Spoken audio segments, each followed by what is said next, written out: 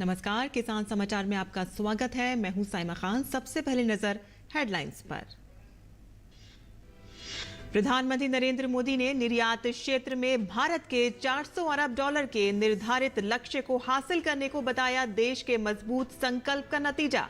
मन की बात में प्रधानमंत्री नरेंद्र मोदी ने इस सफलता के लिए किसानों, बुनकरों, एमएसएमई निर्माताओं का जताया आभार।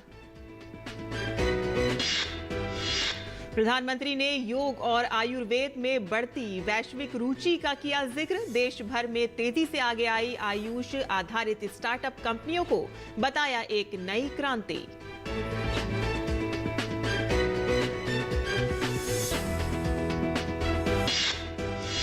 केंद्रीय मंत्री नरेंद्र सिंह तोमर ने भारतीय कृषि अनुसंधान परिषद सोसाइटी की 93वीं वार्षिक आम बैठक को किया संबोधित। कहा कि कृषि को निरंतर आगे बढ़ाने के लिए केंद्र सरकार प्रतिबद्ध।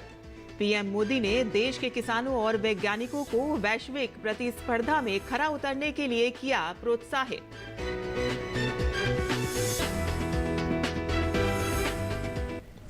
और अब समाचार विस्तार से।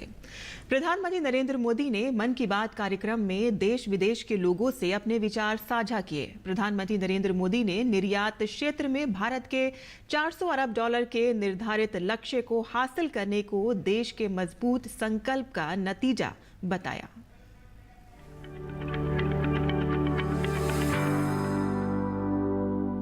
प्रधानमंत्री नरेंद्र मोदी ने अपने 87वें मन की बात कार्यक्रम में पहली बार निर्यात के क्षेत्र में भारत के 400 अरब डॉलर के निर्धारित लक्ष्य को हासिल करने को एक ऐतिहासिक सफलता बताया। उन्होंने कहा कि यह देशवासियों के मजबूत संकल्प का फल है। आपने सुना होगा कि भारत ने पिछले सप्ताह 400 बिलियन डॉलर यानी 30 लाख करोड़ रुपए के एक्सपोर्ट का टारगेट हासिल किया है। पहली बार सुनने में लगता है कि ये अर्थव्यवस्था से जुड़ी बात है, लेकिन ये अर्थव्यवस्था से भी ज्यादा भारत के सामर्थ्य, भारत के पोटेंशियल से जुड़ी बात है। एक समय में भारत से एक्सपोर्ट का आंकड़ा कभी 100 बिलियन, कभी 150 बिलियन, कभी 200 बिलियन तक हुआ करता था। अब आज भारत 400 बिलियन डॉलर पर पहुंच गया है। इसका एक मतलब ये कि दुनिया भर में भारत में बनी चीजों की डिमांड बढ़ रही है। दूसरा मतलब ये कि भारत की सप्लाई चेन दिनों दिन और मजबूत हो रही है और इसका एक बहुत बड़ा संदेश भी है। प्रधानमंत्री नरेंद्र मोदी ने कहा कि मेक इन इंडिया मुहिम रंग ला रही है। देश के कोने कोने से नए नए प्रोडक्ट्स विदेश जा रहे हैं और अब दूसरे देशों में जाने पर मेड इन इंडिया प्रोडक्ट्स पहले की तुलना में कहीं ज्यादा नजर आएंगे। असम के हैलाकांडी के लेदर प्रोडक्ट हो या उस्मानाबाद के हैंडलूम प्रोडक्ट, बीजापुर की फल सब्जियां हो और चंदौली का ब्लैक राइस, सबका एक्सपोर्ट बढ़ रहा है। अब आपको लद्दाख की विश्व प्रसिद्ध एप्रिकॉट दुबई में भी मिलेगी और सऊदी अरब में तमिलनाडु से भेजे गए केले मिलेंगे। और सबसे बड़ी बात ये कि नए नए प्रोडक्ट्स नए नए देशों को भेजे जा रहे हैं। जैसे हिमाचल, उत्तराखंड में पैदा हुए मिलेट्स, मोटे अनाज की पहली खेप डेनमार्क को निर्यात की गई।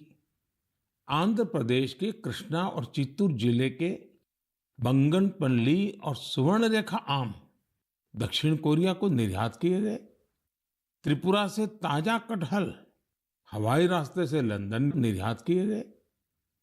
और तो और पहली बार नागालैंड की राजा मिर्च को लंदन भेजा गया। इसी तरह भालिया गेहूं की पहली खेप गुजरात से केन्या और श्रीलंका निर्यात की गई।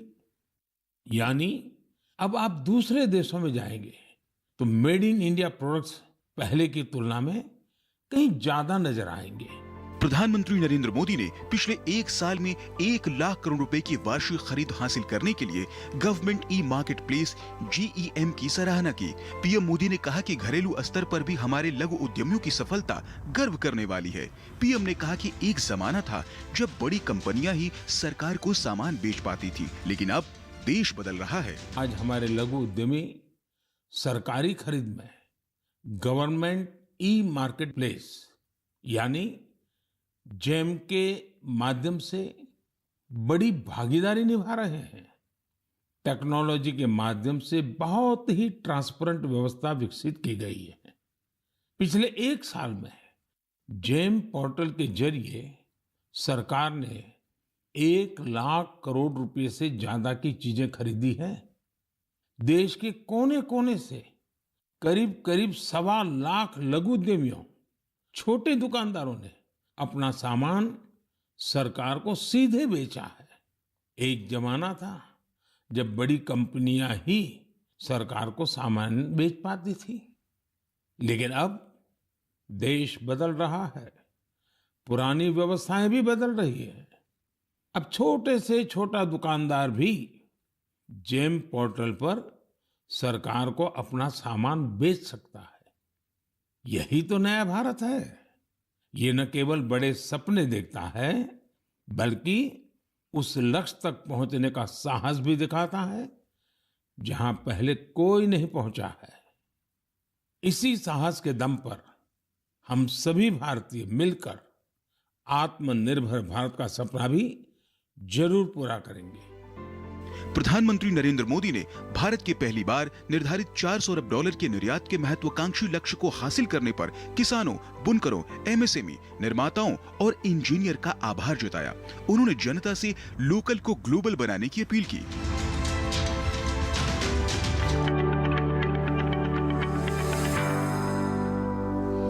और प्रधानमंत्री नरेंद्र मोदी ने मन की बात कार्यक्रम में योग और आयुर्वेद में बढ़ती वैश्विक रुचि का जिक्र किया। साथ ही प्रधानमंत्री ने देश भर में तेजी से आगे आई आयुष आधारित स्टार्टअप कंपनियों को एक नई क्रांति बताया।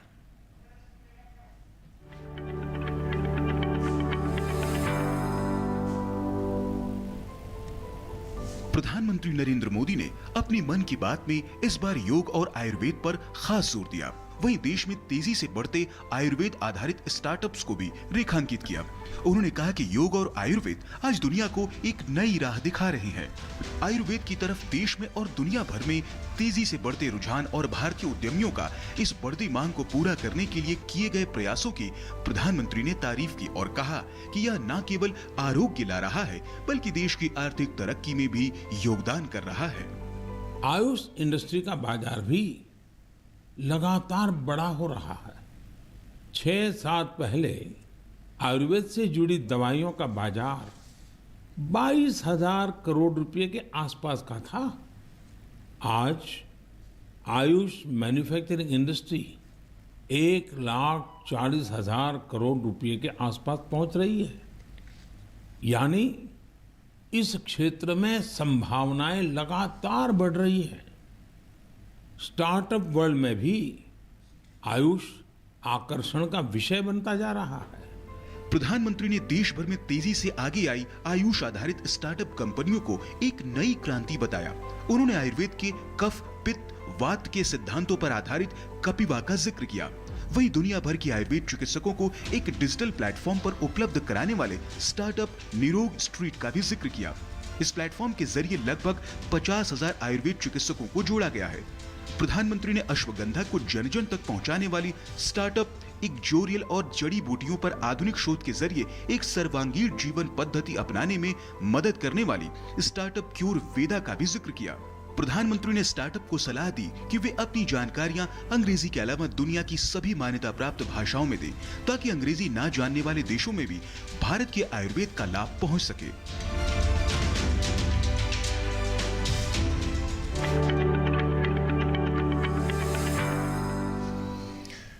और केंद्रीय कृषि एवं किसान कल्याण मंत्री नरेंद्र सिंह तोमर ने कहा कि कृषि को निरंतर आगे बढ़ाने के लिए केंद्र सरकार प्रतिबद्ध है और उस दिशा में तेजी से काम किया जा रहा है। तोमर ने शनिवार को भारतीय कृषि अनुसंधान परिषद सोसाइटी की 13वीं वार्षिक आम बैठक AGM को दिल्ली के पूसा परिसर में संबोधित करते हुए कहा कि भारतीय कृषि को निरंतर आगे बढ़ाने के लिए प्रतिबद्ध प्रधानमंत्री नरेंद्र मोदी ने देश के किसानों और वैज्ञानिकों को वैश्विक प्रतिस्पर्धा में खरा उतरने के लिए सदैव प्रोत्साहित किया है और इसी के परिणाम है कि आज आपको बता दें कि इसी का परिणाम उन्होंने कहा है कि निरंतर आगे बढ़ने के लिए प्रतिबद्ध प्रधानमंत्री नरेंद्र मोदी ने देश के किसानों और वैज्ञानिकों को वैश्विक प्रतिस्पर्धा में खरा उतरने के लिए सदैव प्रोत्साहित किया है और इसी का परिणाम है कि भारत से कृषि उपज निर्यात में लगातार शानदार वृद्धि हो रही है।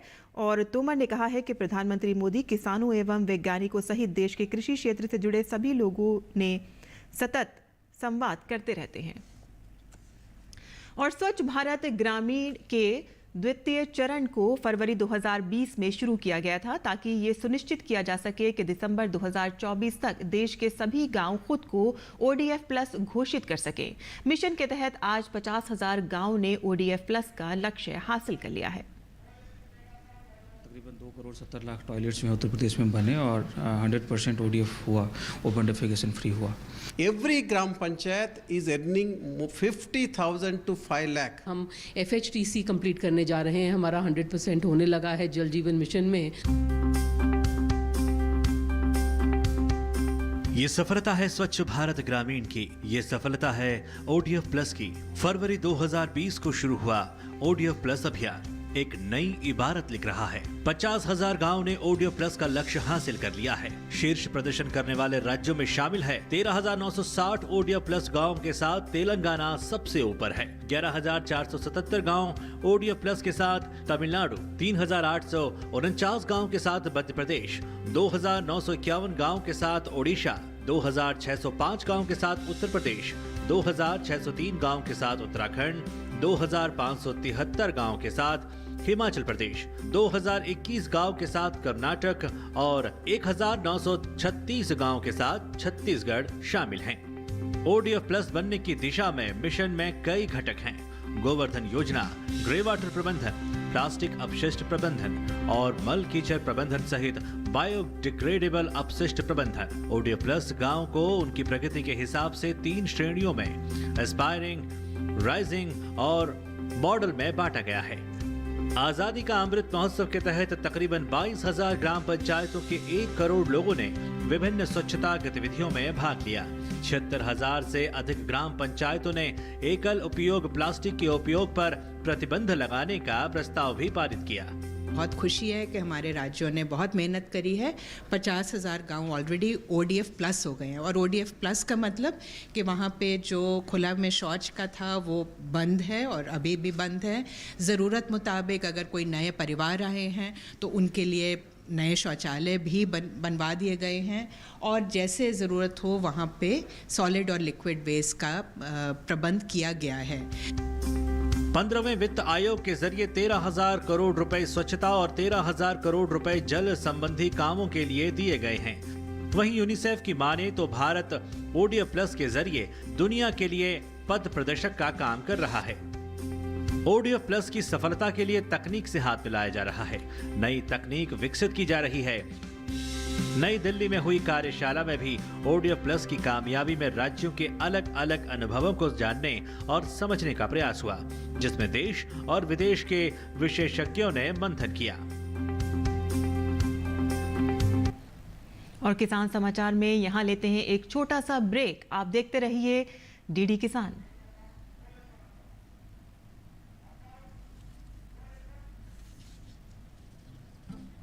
वाह मेरे स्मार्ट किसान, स्मार्टफोन है, डाटा भी है और कृषि नेटवर्क ऐप खेती की हर समस्या का समाधान। बीज का चयन, फसल बीमारी के उपचार, आसपास के मंडियों के भाव, अब हमारे हाथ में हर समाधान। कृषि नेटवर्क, किसान का स्वाभिमान। डाउनलोड करें अभी के अभी।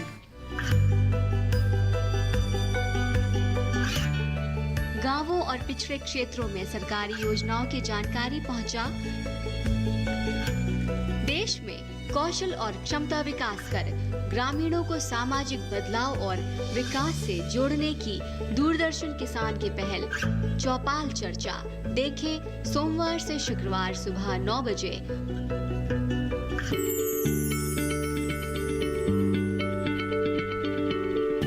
क्या आप किसी बीमारी से परेशान हैं? चाहते हैं डॉक्टर की सलाह? तो हम हैं आपके साथ, बताएंगे आपको जीने की राह। समस्याएं आपकी, समाधान देश के मशहूर विशेषज्ञों के। घर बैठे बात करें देश के जाने माने डॉक्टरों से। हमारे लाइव प्रोग्राम स्वस्थ किसान में हर शनिवार शाम 6 बजे से 7 बजे तक। वाह मेरे स्मार्ट किसान, स्मार्टफोन है, डाटा भी है और कृषि नेटवर्क ऐप खेती की हर समस्या का समाधान। बीज का चयन, फसल बीमारी के उपचार, आसपास के मंडियों के भाव, अब हमारे हाथ में हर समाधान। कृषि नेटवर्क, किसान का स्वाभिमान। डाउनलोड करें अभी के अभी। और किसान समाचार में आपका एक बार फिर से स्वागत है। आगे बढ़ते हैं, जहां समाज के गरीब और कमजोर वर्गों को ध्यान में रखते हुए केंद्रीय मंत्रिमंडल ने प्रधानमंत्री गरीब कल्याण अन्न योजना के विस्तार को और 6 महीने के लिए मंजूरी दे दी है। इससे गरीबी और कमजोरों को फायदा होगा। इसके तहत प्रत्यक्ष लाभ अंतरण सहित राष्ट्रीय खाद्य सुरक्षा अधिनियम के दायरे में आने वाले सभी लाभार्थियों को प्रति व्यक्ति प्रति माह 5 किलो अनाज निःशुल्क प्राप्त होता रहेगा। PMGKAY के तहत लगभग 3.4 लाख करोड़ रुपए का वित्तीय परिव्यय और 1000 मीट्रिक टन से अधिक मुफ्त खाद्यान्न प्रदान किया जाएगा। PMGKAY का चरण 5वां चक्रण मार्च से समाप्त हो रहा था और दुनिया के सबसे बड़े खाद्य सुरक्षा कार्यक्रम के तहत प्रधानमंत्री गरीब कल्याण अन्न योजना को अप्रैल 2020 से चलाया जा रहा है। पूरी तरह से भारत सरकार द्वारा वित्त पोषित इस योजना के तहत पूरे देश में लगभग 80 करोड़ लाभार्थियों को फायदा पहुंचाया जा रहा है। जम्मू कश्मीर कृषि विज्ञान केंद्र पुंछ ने प्रोजेक्ट उन्नति के अंतर्गत मनरेगा श्रमिकों के लिए प्रशिक्षण आयोजित किया है। एक लाभार्थी ने बताया है कि यहाँ मधुमक्खियों के बारे में, सब्जियां उगाने के बारे में ट्रेनिंग दी गई है। यहाँ जो काम सिखाया जा रहा है वो बहुत लाभकारी है, जिससे अपनी आय को बढ़ाने में सहायक ये साबित होगा और ये काम आगे बढ़कर और लोगों को भी गाँव में बताने का काम किया जाएगा।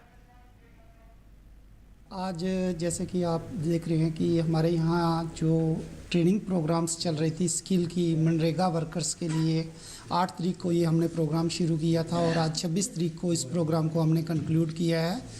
एडिशनल डीसी श्री अब्दुल सत्तार के हाथों आज जो हमारे पार्टिसिपेंट्स थे, 30 के लगभग पार्टिसिपेंट्स आए हुए थे, उनको सर्टिफिकेट भी आज प्रोवाइड किया गया है।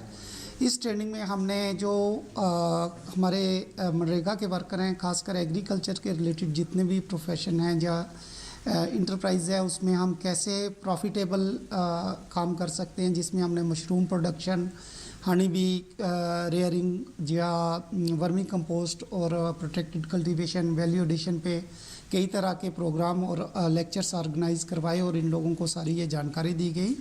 यहाँ जो ट्रेनिंग करने के लिए आए थे, मधुमक्खी के बारे में, सब्ज़ी उगाने के बारे में, जो हम जिम्स वगैरह बनाने के बारे में जो हमारे को यहाँ डॉक्टर साहिबा ने ट्रेनिंग दी, बहुत अच्छा लगा सर। हमने बहुत कुछ सीखा यहाँ और हम आगे जाके और लोगों को भी सिखाएंगे और अपनी मतलब खुद मेहनत करके रोज़गार बढ़ाने के लिए, जैसे भी हमारे को डॉक्टर मुश्ताक साहब गुरु साहब ने जैसे दिखाया, SS जम्वाल साहब ने सिखाया, बहुत अच्छा सिखाया सर। हम इनका भी शुक्रिया अदा करते हैं। 15-20 आदमी हैं, 15 दिन से चल रहे हैं और इनको मधुमक्खी का और ये अपने मशरूम लगाने का और उसके बाद अपने जो भी बिजनेस करने का घर में जो निर्गा की स्कीम से, निर्गा की दिन से 200 तो कुछ रुपया मिलता है, तो घर में आप करो जो जितना भी करो उतना पैसा ज़्यादा मिलता है।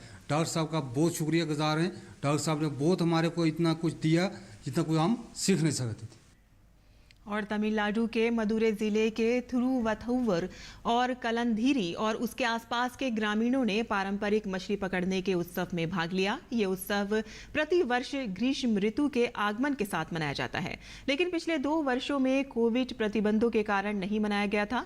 आसपास के गांव के लोग आमतौर पर फसल कटाई के बाद मछली पकड़ने की ऐसी गतिविधियों में भाग लेते हैं। इस उत्सव का एक अनूठा पहलू ये भी है कि इसमें सभी जातियों और समुदायों के लोग बिना किसी भेदभाव के भाग लेते हैं। और आइए आप देखते हैं कि देश की अनाज मंडियों में अनाज का क्या-क्या रहा भाव।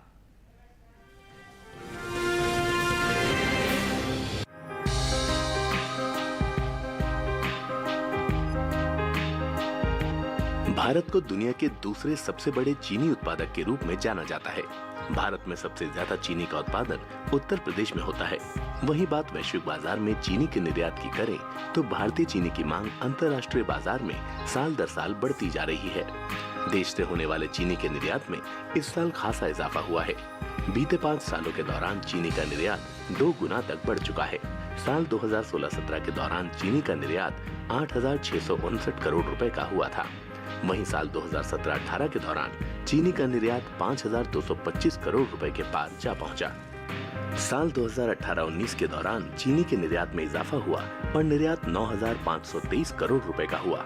इसी तरह साल 2019-20 के दौरान चीनी का निर्यात 13,981 करोड़ रुपए के पार पहुंच गया, जबकि साल 2020-21 के दौरान चीनी के निर्यात में 6,000 करोड़ रुपए की बढ़ोतरी हुई और निर्यात 20,668 करोड़ रुपए यानी लगभग 70 लाख मीट्रिक टन चीनी का निर्यात हुआ है।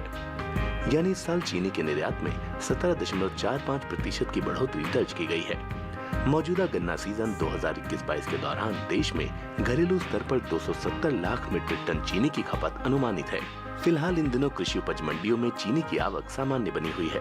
हालांकि शनिवार को चीनी की आवक में कुछ कमी देखने को मिली। वहीं इसके हाजिर भाव पर नजर डालें तो एगमार्क नेट के अनुसार देश की अलग अलग मंडियों में चीनी के भाव इस प्रकार रहे। उत्तर प्रदेश की गाजियाबाद मंडी में 25 मार्च को चीनी का भाव रहा 3,650 रुपए। 26 मार्च को इसके भाव में कोई फेरबदल नहीं हुआ और भाव 3,650 रुपए पर बना रहा। हालांकि राज्य की ही लखीमपुर मंडी में इस दौरान चीनी के सौदों में नरमी के साथ कारोबार हुआ। यहाँ 25 मार्च को चीनी का भाव था 3,710 रुपए।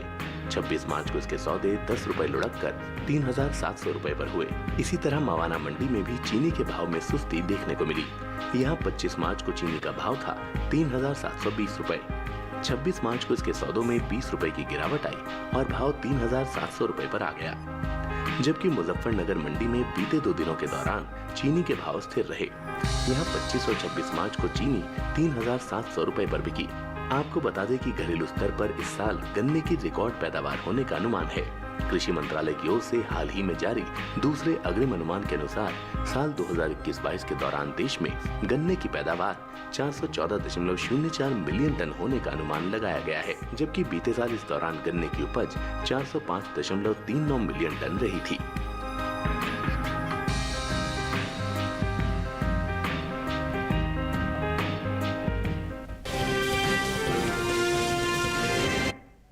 और अब बात करते हैं मौसमी खेती की और जानते हैं कि इस मौसम में कैसे रखें अपने खेतों का ध्यान।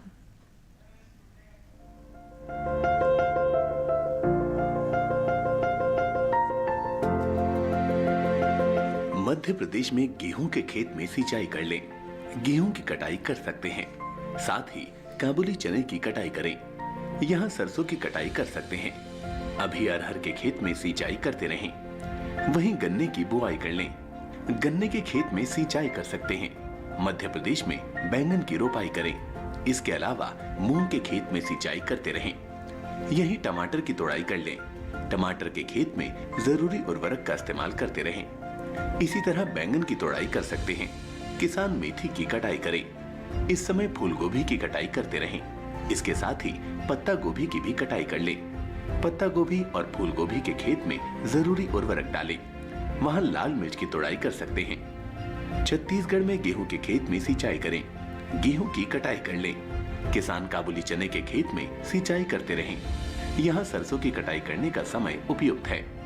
सरसों के खेत में सिंचाई कर लें। इस समय उड़द की बुआई कर सकते हैं। इसी तरह मूंग की बुआई भी कर लें। छत्तीसगढ़ में तिल की बुआई करें। अभी धान में कीट लगने की संभावना बनी हुई है। ऐसे में धान में कीटों से बचाव के लिए कृषि विशेषज्ञों की सलाह से कीटनाशक छिड़कें। किसान गन्ने के खेत में जरूरी उर्वरक का इस्तेमाल करें। गन्ने के खेत में सिंचाई कर ले। छत्तीसगढ़ में मूंगफली की कटाई कर सकते हैं। मूंगफली के खेत में सिंचाई करते रहें।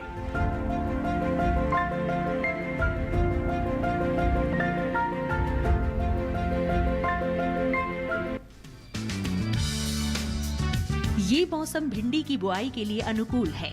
उत्तरी भारत के मैदानी इलाकों में गर्मी की फसल जनवरी के अंतिम सप्ताह से मार्च तक और बरसात की फसल जून से जुलाई तक बोई जाती है। 1 हेक्टेयर में भिंडी की बुआई के लिए 18 से 22 किलो बीज पर्याप्त है। भिंडी की बुआई करने से पहले खेतों को जोत कर तैयार कर ले। खरपतवार को साफ कर ले। बुआई करते समय कतार से कतार की दूरी 30 सेंटीमीटर और पौध से पौध की दूरी 13 से 15 सेंटीमीटर रखें। किसान भिंडी की कई किस्मों की बुआई कर सकते हैं, जैसे पूसा मखमली, पूसा सावनी, लाल भिंडी और IHR 31 आदि। पूसा मखमली किस्म की भिंडी की लंबाई 6 से 8 इंच तक होती है। ये भिंडी लंबी, सीधी, चिकनी और हरे रंग की होती है। पूसा सावनी किस्म की भिंडी की लंबाई 10 से 15 सेंटीमीटर होती है। ये लंबी, पतली, नरम, चिकनी और गहरे हरे रंग की होती है। पूसा सावनी किस्म की 1 हेक्टेयर में 80 से 100 क्विंटल तक पैदावार ली जा सकती है। लाल भिंडी लंबी, सीधी और गुदेदार होती है, जबकि IHR 31 किस्म की भिंडी की लंबाई 24 सेंटीमीटर तक होती है। ये मोटे गुदे वाली और हल्के हरे रंग की होती है। अगर बात सिंचाई की करें तो बुआई के तुरंत बाद फसल में पहली सिंचाई करें और फिर दूसरी और तीसरी सिंचाई 3 से 4 दिन के अंतराल पर करें। फसल की अच्छी पैदावार के लिए खेतों में समय समय पर निराई गुड़ाई करते रहें। और खेती किसानी के बाद अब बात करते हैं खास खबरों की। सीमा सुरक्षा बल सीमा भवानी की 36 महिला जवानों ने एम्पावरमेंट राइड 2022 मुहिम के तहत देश भर में महिला सशक्तिकरण का संदेश दिया। 8 मार्च यानी कि महिला दिवस के दिन दिल्ली के इंडिया गेट से शुरू हुआ यह अभियान आज कन्याकुमारी जाकर संपन्न हुआ। सूचना और प्रसारण मंत्री अनुराग सिंह ठाकुर दुबई की यात्रा पर हैं। केंद्रीय मंत्री दुबई फिल्म और टेलीविजन आयोग और दुबई विकास प्राधिकरण के कार्यकारी बोर्ड के सदस्य जमाल अल शरीफ से मुलाकात करेंगे। केंद्रीय मंत्री शाम को इंटरनेशनल पवेलियन का दौरा करेंगे और इसके साथ ही दुबई में स्किल इंडिया इंटरनेशनल का शुभारंभ भी करेंगे। करीब 5 महीने तक सर्दी के कारण बंद रहने के बाद 428 किलोमीटर लेह मनाली राजमार्ग को शनिवार शाम को यातायात के लिए खोल दिया गया है। देश में कोरोना के मामलों में गिरावट दर्ज की जा रही है। स्वास्थ्य और परिवार कल्याण मंत्रालय के मुताबिक देश भर में पिछले 24 घंटों में 1421 मामले दर्ज किए गए हैं। वहीं पिछले 24 घंटों में 1826 मरीज उपचार करवाकर स्वस्थ हो चुके हैं, जिसके बाद देश में रिकवरी रेट 98.75% हो गई है। और देश में टीकाकरण का आंकड़ा भी तेजी से बढ़ रहा है, जिसके चलते देश में संक्रमण की रफ्तार धीमी पड़ गई है। कोविड महामारी के खिलाफ सबसे प्रभावी हथियार के रूप में शुरू किए गए टीकाकरण अभियान के तहत देश में अब तक 183.20 करोड़ से अधिक टीकों की खुराकें दी जा चुकी हैं। वहीं पिछले 24 घंटों में 29 लाख से अधिक कोविड टीके लगाए गए हैं। और भारत ने ओडिशा के बालासोर तट पर मध्यम दूरी की सतह से हवा में मार करने वाली मिसाइल वायु रक्षा प्रणाली का सफल परीक्षण किया है। ये एयर डिफेंस सिस्टम भारतीय सेना का हिस्सा है। इससे पहले भारत ने 23 मार्च को सतह से सतह पर मार करने वाली ब्रह्मोस सुपरसोनिक क्रूज मिसाइल का सफल परीक्षण किया था। ये परीक्षण अंडमान और निकोबार द्वीप समूह में किया गया था।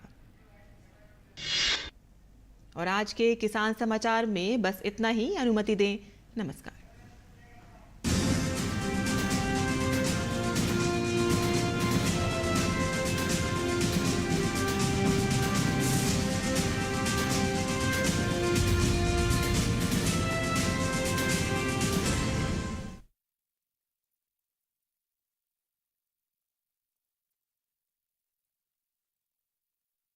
दिखने लगे सुस्त और